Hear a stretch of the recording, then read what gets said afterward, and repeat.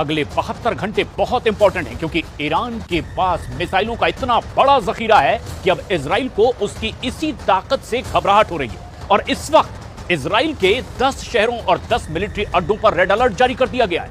Netanyahu war room में उन्हें बताया गया है कि 24 घंटे के अंदर ही ईरान हमले की शुरुआत भी कर सकता है।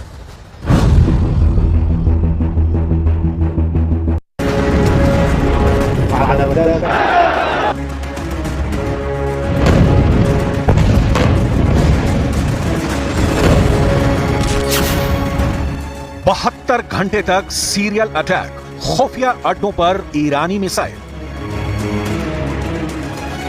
ईरान ने अपने सभी बंकरों के दरवाजे खोल दिए हैं। Supreme leader Ayatollah Ali Khamenei ने ईरानी टॉप कमांडरों के साथ हुई मीटिंग में साफ कर दिया है कि इस बार इजराइल पर ऐसा सीरियल अटैक करो कि इजराइल की आने वाली 7 पुश्तें याद रखें।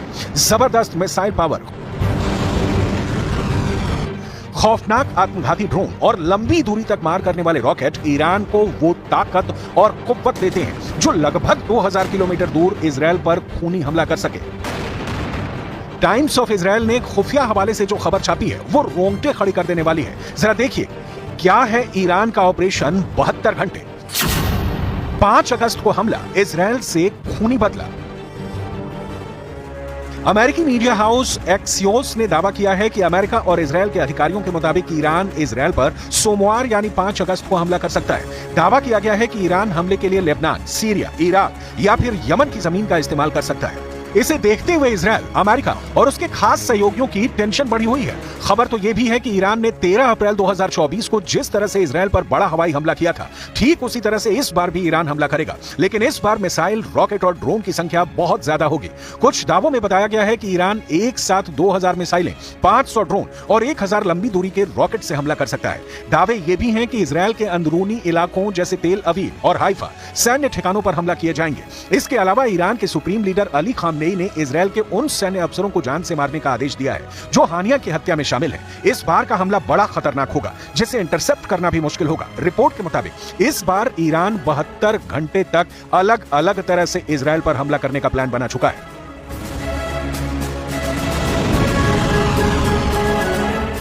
इजराइल को अच्छी तरह से पता है कि ईरान, हिजबुल्लाह, हूथी और हमास एक साथ मिलकर बड़ा हमला करने जा रहे हैं। लेकिन इस बार इजराइल के सामने सबसे बड़ी चुनौती यह है कि अगर हजारों मिसाइलें, रॉकेट और ड्रोन एक साथ हमला करेंगे तो ऐसी स्थिति में इजराइल का एयर डिफेंस सिस्टम इस हमले को कैसे रोक पाएगा।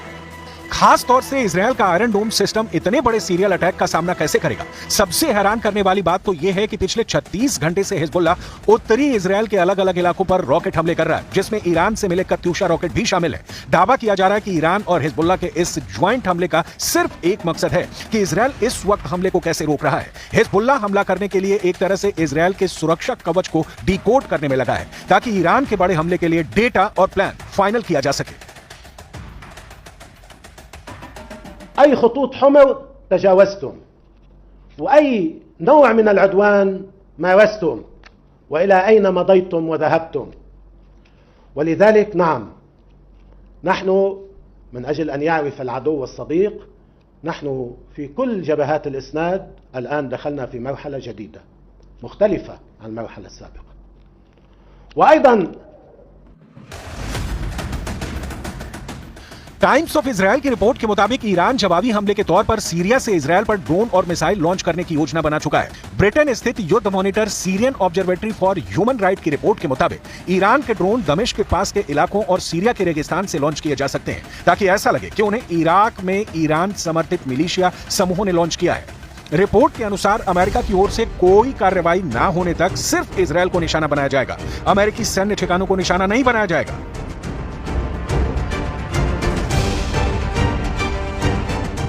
المواقف من تلك الجرائم فيما يتعلق بالمحور، محور القدسي والجهادي والمقاومة، فالموقف واضح، لا بد من الرد عسكريا على تلك الجرائم التي هي خطيرة ووقحة وتصعيد كبير من جانب العدو الإسرائيلي. هناك مواقف واضحة ومعلنة بالنسبة للجمهورية الإسلامية. तेहरान टू तेल अवीव, विश्व युद्ध शुरू। इधर इजरायली वायुसेना ने जबरदस्त तैयारियां शुरू कर दी हैं। दावा किया जा रहा है कि F-16, F-35 लड़ाकू विमानों को घातक मिसाइलों से लैस कर दिया गया है। मोसाद और शिन बेत जैसी खुफिया एजेंसियों ने तेहरान से लेकर दमिश्क तक अपना खुफिया नेटवर्क एक्टिव कर दिया है।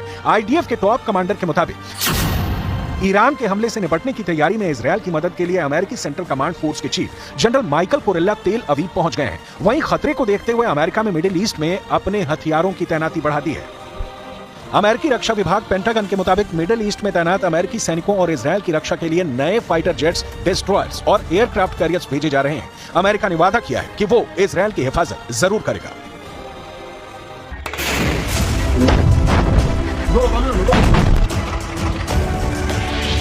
इजरायल ने हमास चीफ हानिया को मारकर एक तीर से 4 निशाने लगाए हैं। हमास, हिजबुल्लाह, हूथी और ईरान, इन चारों को इजरायल ने एक साथ चैलेंज किया है। कुछ जानकारों का दावा है कि इजरायल चाहता है कि लगभग 10 महीने की गाजा जंग में जिस तरह से हमास का लगभग सफाया किया गया है, ठीक उसी तरह से ईरान, यमन, सीरिया, लेबनान में मौजूद बाकी दुश्मनों को भी ठिकाने लगाया जा सके, क्योंकि इजरायल जानता है कि दोबारा से अपने दुश्मनों के खिलाफ इतनी बड़ी जंग शुरू करना जरा भी आसान नहीं होगा। इसलिए इजरायल ने 30 जुलाई को हिजबुल्लाह के नंबर 2 कमांडर फौद शुकर को बेरूत में मारा। वहीं 31 जुलाई को ईरान की राजधानी तेहरान में हमास चीफ हानिया को मिसाइल हमले में मारा। इधर हमास पॉलिटिकल विंग के चीफ इस्माइल हानिया की हत्या का बदला लेने के लिए ईरान उतावला है। अब ईरान के सुप्रीम लीडर ने IRGC और ईरान आर्मी को ऑर्डर दिया है कि वो बदले की तैयारी करें। न्यूयॉर्क टाइम्स के मुताबिक ईरान के सुप्रीम लीडर अली खामनेई ने इजरायल पर सीधे अटैक करने का आदेश जारी किया है। सुप्रीम लीडर ने हानिया की मौत के बाद ही कहा था कि इजरायल को हमारे मेहमान को मारने की कीमत चुकानी होगी। हत्या